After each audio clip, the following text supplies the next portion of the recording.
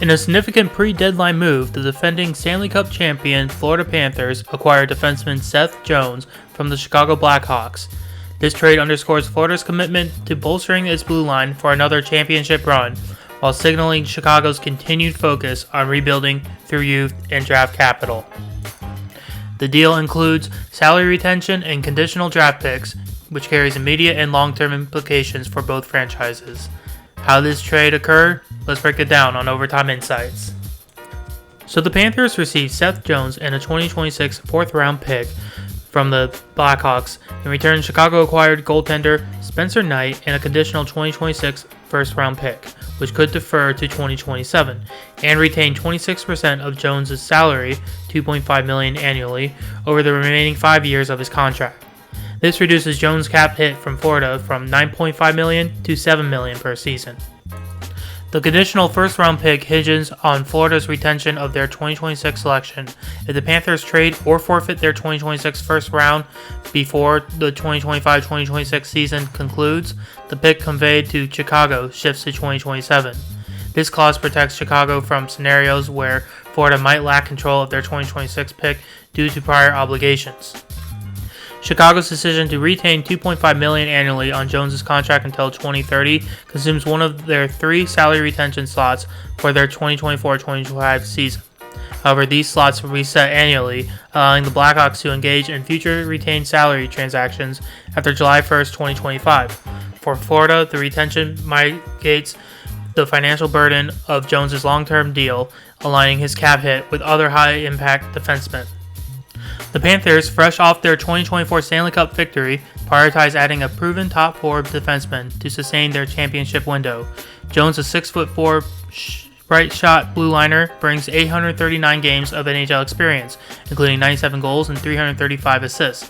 His ability to log heavy minutes, 24 plus per game, and contribute offensively, 27 points in 42 games with Chicago this season, complements Florida's existing core of Gustav Forsling and Aaron Ekblad.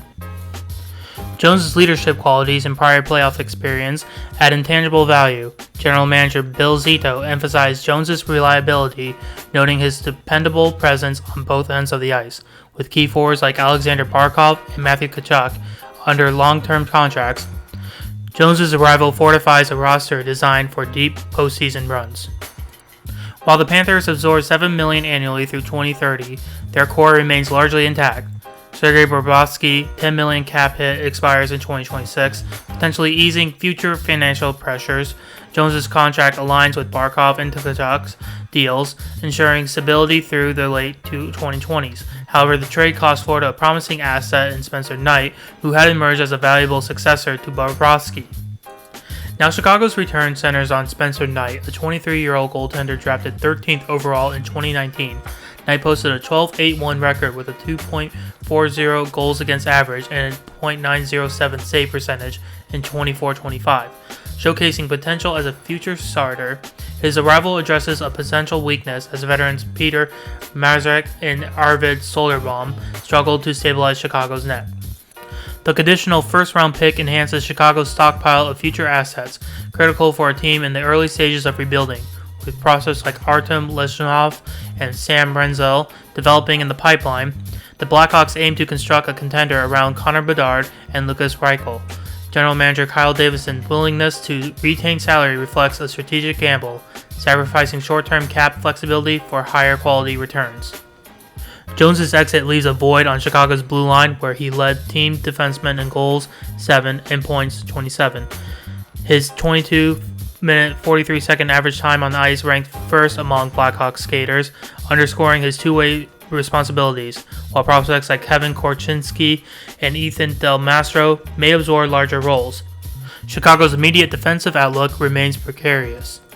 Now, Jones joins a Panthers defense that ranks 7th in goals allowed per game, 2.68 in this year. His transitional play and puck-moving ability align with Florida's up-tempo system, which emphasizes quick breakouts and offensive activation from defensemen.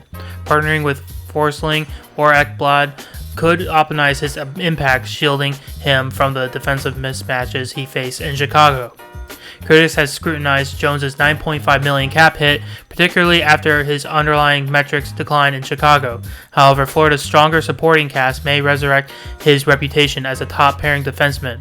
At 30, Jones remains in his prime, and the Panthers' contention window offers a chance to redefine his legacy. Knight, once heralded as Florida's goaltender of the future, faced a logjam behind Bobrovsky. In Chicago, he inherits a starting role on a team prioritizing development over immediate results. His .937 save percentage since January of 2025 suggests untapped potential, though replicating that from behind a weaker defense will challenge him. Florida's aggressive pursuit of Jones mirrors their 2024 acquisition of Vladimir Tarasenko, a calculated bet on veteran talent to complement their core. With Barkov 29, Tkachuk at 27, Forsling at 28 in their primes, the Panthers are positioned to contend for multiple championships now. Jones' contract, while risky, reflects their urgency to maximize this window. Chicago's trade continues Davidson's overhaul since taking over in 2022. By moving Jones, Jake McCabe, and Taylor Hall, the Blackhawks have stockpiled draft picks and young players, adhering to a model similar to Pittsburgh's mid-2000s rebuild.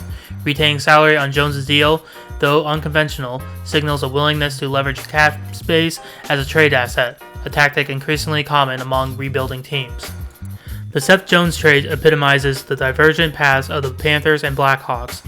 Florida's all-in approach prioritized immediate contention, leveraging financial creativity to add a marquee defenseman. Conversely, Chicago's focus on Knight and draft capital underscores a long-term vision, accepting short-term pain for future gain. For Jones, the move offers redemption in a competitive environment, while Knight gains a platform to prove his NHL credentials. As both teams navigate the repercussions of this deal, its success will hinge on Jones' performance in Florida's playoff pursuits and Knight's development into a franchise cornerstone for Chicago. So what do you think about this trade? Do you think Panthers did right by giving up their first round and potential goalie of the future, Knight? Will Seth Jones redeem himself? Let me know in the comments. Subscribe and hit that bell for future videos alerts. I'll see you next time in Overtime.